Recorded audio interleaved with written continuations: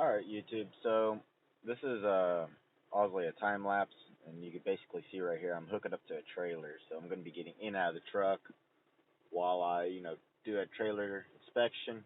Also, hook up to the trailer, airlines, tug test, sliding the tandems, paperwork, as you see right there. Just all kinds of stuff, really. Uh, I don't even know how long it took me to do that. But anyway, you can see I'm on my way up to the gate. You have to get back out, do some more paperwork, and then you can leave. So, I'm in Denton doing this Target thing, and here I had to go up to Amarillo to shuttle this. Uh, so a good little 600-mile run. Only time lapsed the way going up. I didn't time lapse coming back because it's basically the exact same thing, but in reverse. And I'm headed westward right here, and you can see that the sun is just over the horizon, so it's going to be dark here pretty soon.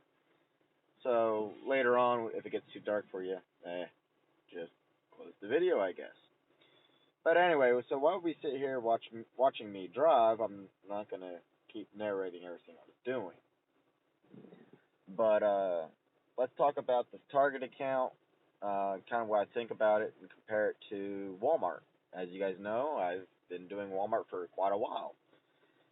Now, Target, they're really picky about how they do their paperwork, which, that's up to the shipper and how they want to do it. That's really not a big deal. But, they definitely have a lot that goes with it, along with pulling their trailers. They're very document heavy.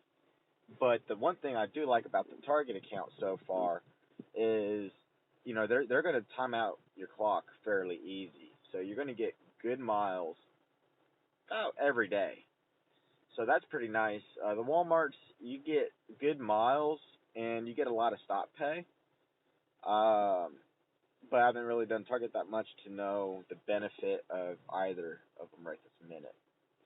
So I kind of will keep you guys updated as we go along. The other thing, I'm going to quit watching the video and trying to point out anything I see that would be kind of interesting, because let's talk about my pay for last week while you guys kind of sit here and watch this. So, the deal with Walmart for last week, I'm sitting here pulling it up, so exact numbers here.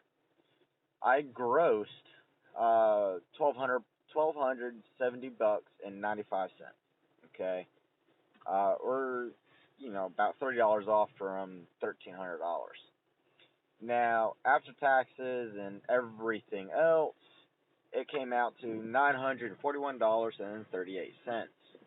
Now, not all that was pure tax, because I do have something called U.S. Legal, and basically if I get a ticket while driving any vehicle, not just commercial or other attorney type things,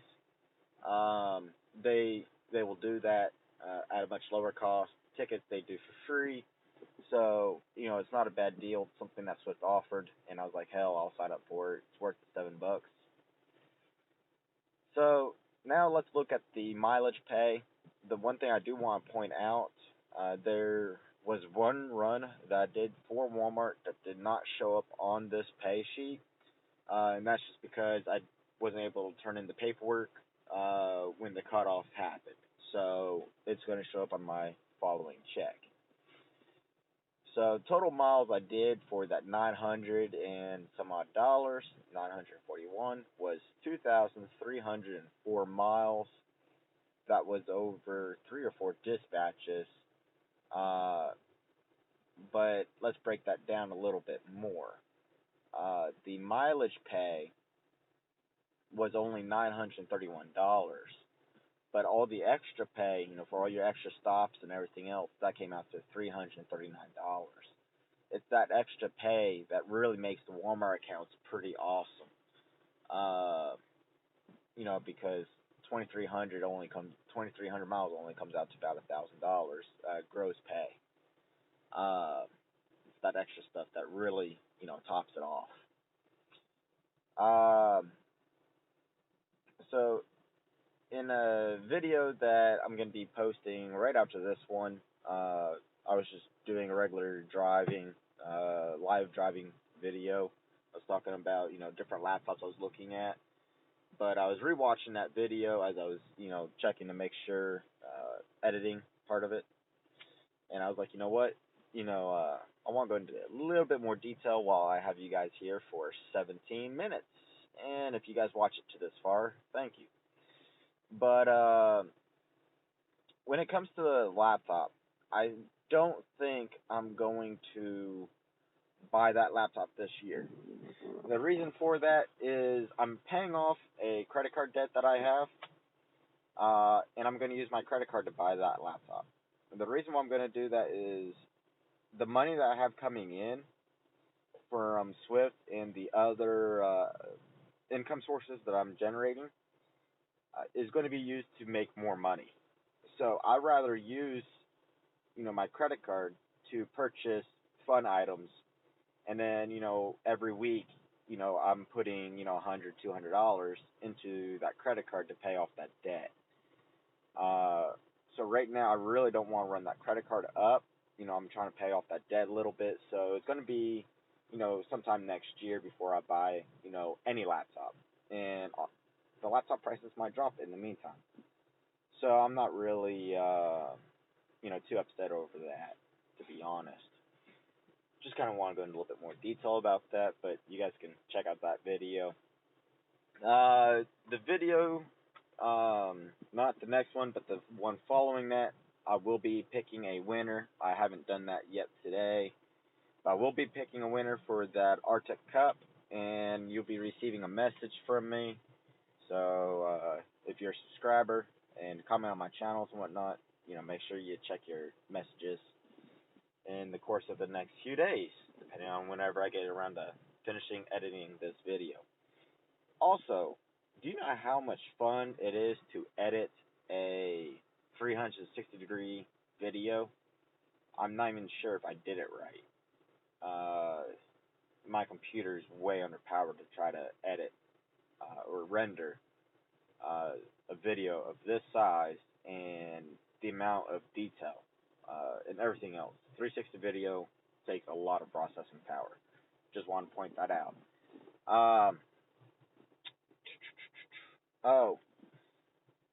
So my terminal that they put me in is Albuquerque, New Mexico.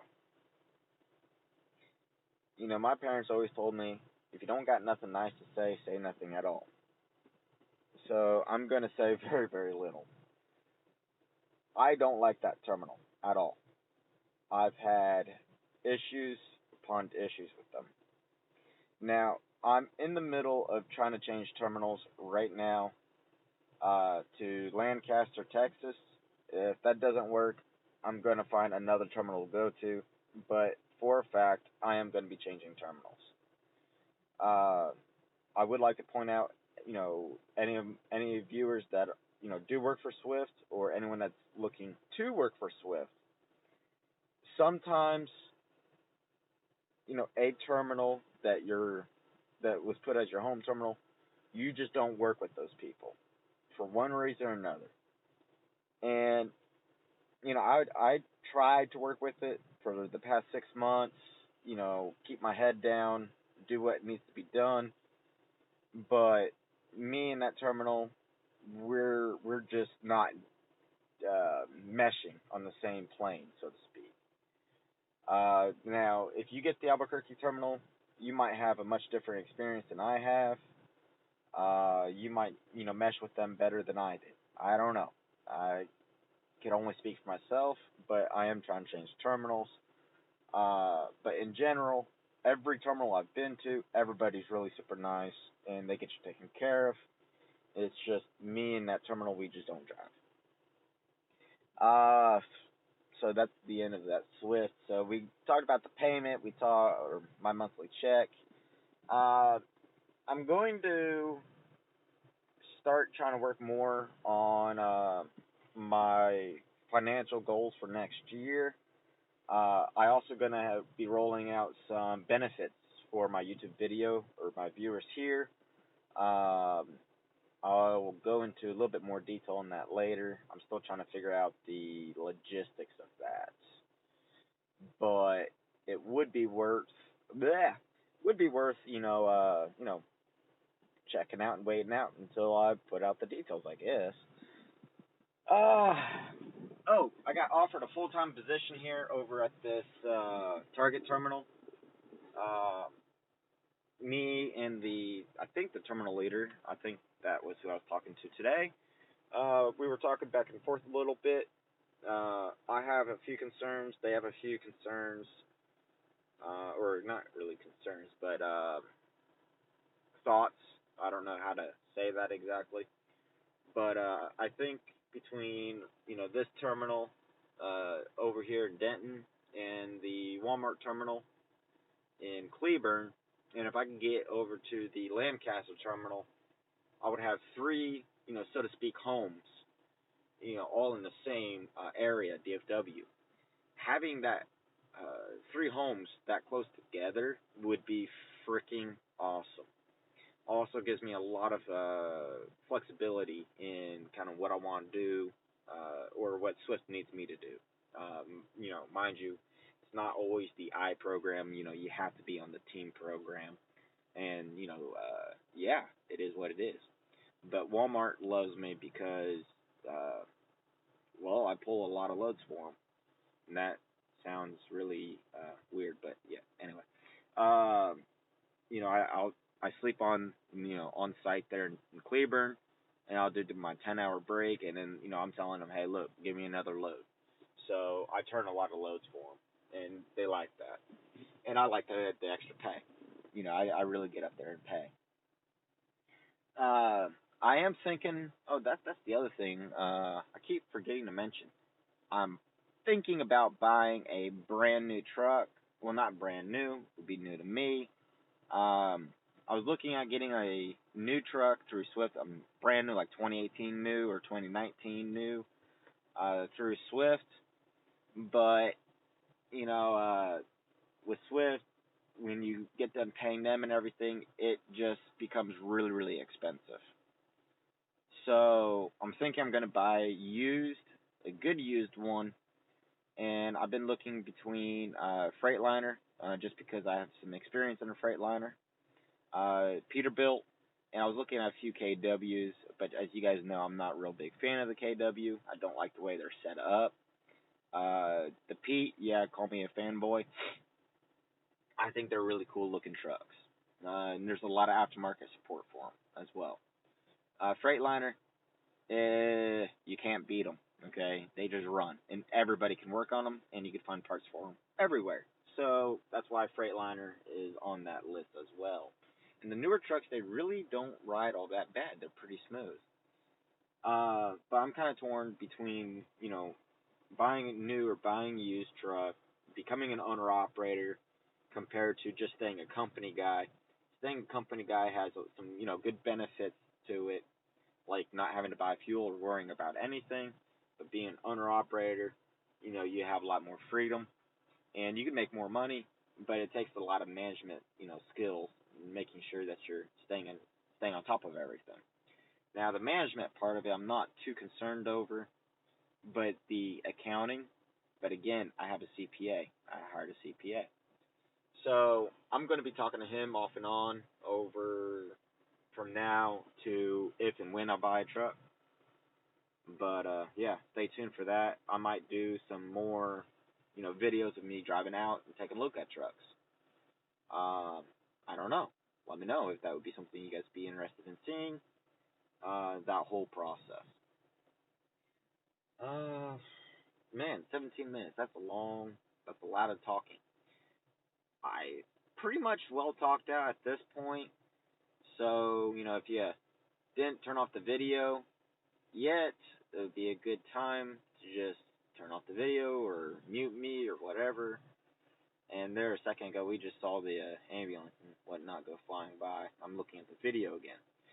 But yeah, thank you for watching.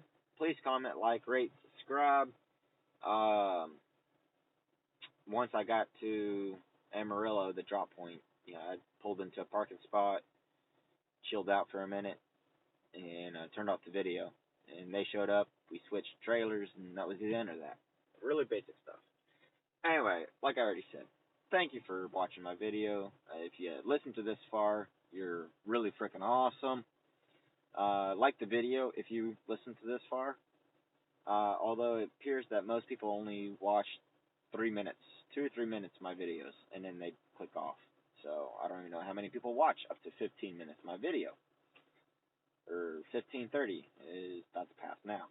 Anyway, I think I've said it now 3 or 4 times, but like the old Jackie Chan cartoon, one more thing, for anyone that grew up during that cartoon period would know exactly what I'm talking about.